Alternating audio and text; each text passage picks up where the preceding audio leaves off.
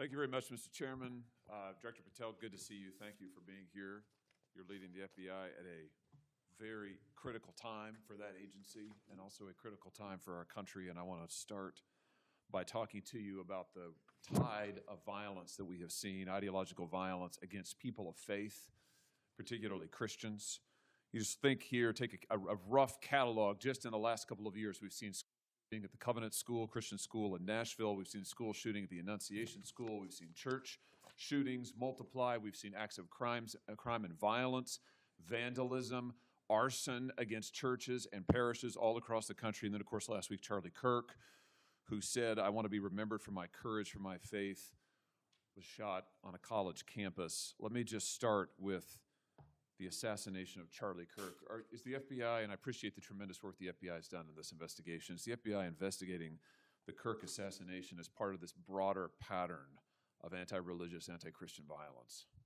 We are investigating Charlie's assassination fully and completely and running out every lead related to any allegation of broader violence, and we're producing results on that we'll disclose when appropriate. Good. I'm glad to hear that. Let me just ask you a few questions about that, if I could. Sure. Reports have suggested that the FBI is investigating a broader network of groups that may have had some knowledge of the shooter's plans. Can you give us any details on that, following up what you already said in public? How's the FBI working to find other potential accomplices, folks who may have known about the shooter's plans, folks who may have encouraged him? Any update on any of that? So in terms of what we do for an interrogation perspective, we go and reach out to the family and community immediately. And we've conducted those investigations and interrogations with local law enforcement, and we're continuing to do that because those closest to the suspect are going to hopefully know the most about the suspect and his beliefs and his ideology. On top of that, unfortunately, it has been leaked that there was a Discord chat, and for those unfamiliar with it, it's a gaming chat room online that the suspect participated in. So what we're doing, we've already done, is serve legal process, not just on Discord, so that the information we gathered is sustained and held in a evidentiary posture that we could use in prosecution should it be decided to do so. And we're also going to be investigating anyone and everyone involved in that Discord chat. Okay, very good. I see the public reports that the Discord thread had as many as 20 additional users. It sounds like you're trying to run down all of that to see if that's accurate, who else may have been on that thread, what they may have known. Is that fair to say? It's a lot more than that, and we're running them all down. It's a lot more than 20? Yes, sir. And you're running all of that to ground? Every single one. Yeah, fantastic. Let me just turn to the broader question here of anti-religious, anti-Christian violence. Let me just give you a few stats that I'm sure that you're all too familiar with. Every person of faith in America certainly is. Major report this past year found that there have been over 400 instances of hostility against churches in the United States in the year 2024. Those included arsons, bomb threats, shootings, and firearm incidents. Another organizational report found that there were 500 attacks on Catholic parishes alone. So that number, 415, that's all Christian churches in 2024. Another organization found 500 separate attacks on just Catholic parishes since May of 2020. Of course, we have the Covenant School shooting, the Annunciation School shooting in Minnesota, where 2 children were shot dead as they were praying in a pew. Here's my question. What is the FBI doing to take on this rising tide of violence that seems to be motivated by anti-religious hatred? Specifically, sir, we have 60 anti-Catholic hate crime incidences reported to us that are being investigated. Publicly, I can tell you we have 5 hate crime investigations with anti-Catholic bias ongoing currently in the states, in the cities of Kansas City, Louisville, Houston, Nashville, and Richmond. That's what I can say publicly. But any ideologically based attack against any faith, as a man of faith myself, will not be tolerated, and the full resources of the FBI are committed to all of it. Are you investigating any domestic cells that instigate or encourage or fund or in any way support attacks on churches or other houses of worship? Senator, you raise an incredibly important point that most people don't look at. I've always said we follow the money, and whether it's terrorism or attacks based on ideology or attacks on institutions of faith or people of faith, someone's paying for it. and we are reverse tracing those steps. We are not stopping at the perpetrator themselves. We are reverse engineering to hold those accountable in our investigations to who funded them and knowingly funded them, and we will bring the appropriate steps against them with our partners at DOJ. Good. I'm glad to hear that. We look forward to hearing reports on that progress. Yeah. Sorry about that. Let me just ask you this in the same vein, Director. Since the Dobbs decision, the FBI has advertised $25,000 rewards for information on attacks on abortion clinics. Will the FBI similarly offer rewards for information on attacks of houses of worship? Yes, when it is appropriate, the rewards are any reward, whether it's an attack on a house of faith or on a homicide or whatever, is determined by a group within the FBI, but we will work with them to make sure that rewards of monetary value are put out for all ideologically based attacks. Good. You just rattled off some statistics, which I was glad to hear, about the number of investigations you have open, the incidents you're tracking against Christians, against houses of worship. Let me just ask you if you consider designating a senior official as a liaison to houses of worship, to Christian and other religious organizations, to publish metrics on investigations and arrests related to church attacks, church threats, vandalism, arson, etc. Will you set up a system for liaising and then reporting so that everybody can see, this committee and the public can see just how many attacks we're talking about, just what the level of threat and violence is and what the FBI is doing to combat it?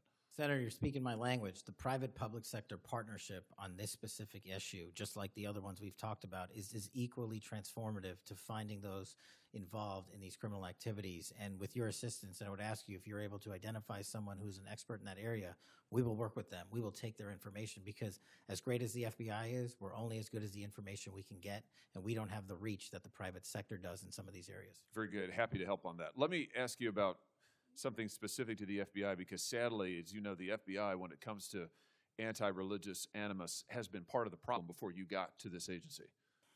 And I know that you remember the infamous memo generated by the FBI that attempted to recruit informants in houses of worship, in particular in Catholic parishes. Your predecessor testified when this information, I just want to reiterate, this memo became public because of a whistleblower.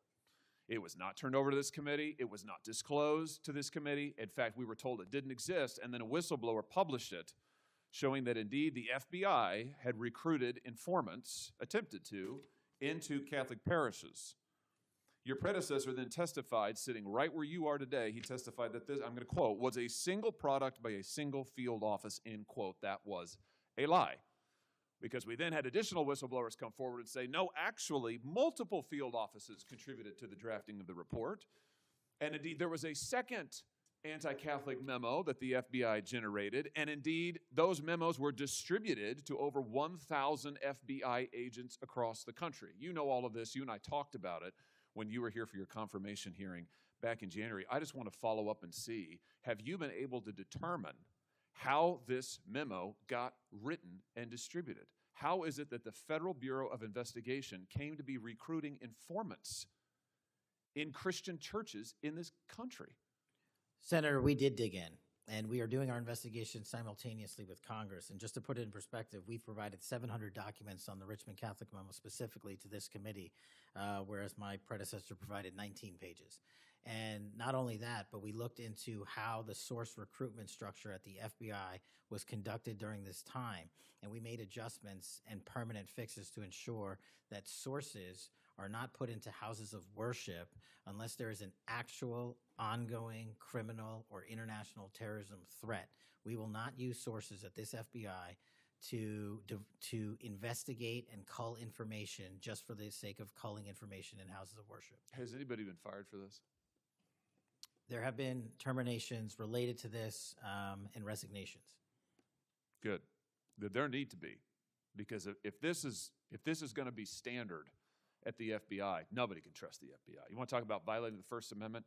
This has got First Amendment violation written all over it. It's one of the most revolting chapters in the FBI's history. And considering what we're seeing more broadly in terms of the acts of violence against people of faith, this has absolutely got to end, and the FBI has to lead the way. So I count on you to do that, Director. Let me just, in the minute or so that I have remaining. Let me just shift gears and ask you about something else you said earlier. You said that protecting our youth is maybe the FBI's top priority. It's great to hear. Let me ask you about the role of AI chatbots in that, which you've talked about a little bit already today. Are you investigating any cases of AI-generated child sex abuse material? You issued a PSA earlier this year warning that synthetic child sex abuse material, that's where the AI generates it using maybe a real kid's image, but then generates sex material, sex abuse material. You warned that that was illegal under federal law. Is the FBI investigating any instances of this synthetic CSAM material generated by AI that you can speak to? We are investigating dozens of those matters because let me just say this. As far as the FBI is concerned, generative AI that produces CSAM, child sexual abuse material, under our investigative authorities is treated as equally as if it were actual child sexual abuse material. There's no difference for me and the FBI on this. Let me just ask you one other thing in this vein. I'm sure you've seen the reporting that Meta's AI rules, their own internal guidelines, allowed their chatbots to have sensual, that's their word, sensual conversations with children. We've had instances, multiple instances of children, minors, taking their own lives at the behest of chatbots that instructed them with specificity on how to do it. What's the FBI's role here in investigating what is going on with these chatbots, with these AI companies encouraging? I mean, listen, if an actual person did that, we would say that's grooming. We would say that's child abuse. These companies are doing it. Their own guidelines allow it. What can we do about that? You're referring to NVE, Nihilistic Violent Extremism, and the 764. It has been made a priority of the FBI because they are targeting children, and these chatbots and these generative AI are getting coupled with actual humans who are using them and releasing them because they can do the work faster and quicker than humans can and get into spaces like social media where humans have a difficulty in engaging. And what we're doing is treating any extension of generative AI as the criminal themselves. And we have, I think, I've got to get the number back to you, but over 1,000 investigations related to NVE. We've had numerous takedowns and arrests of 764 individuals, and we are educating. This may be the most important part. I'm directly engaging with the social media and media companies, the internet service providers, to find a way to shut down. There's nothing I can do at the FBI to force them to shut it down, but work with you in Congress to find a way to work with our partners to get that shut down permanently.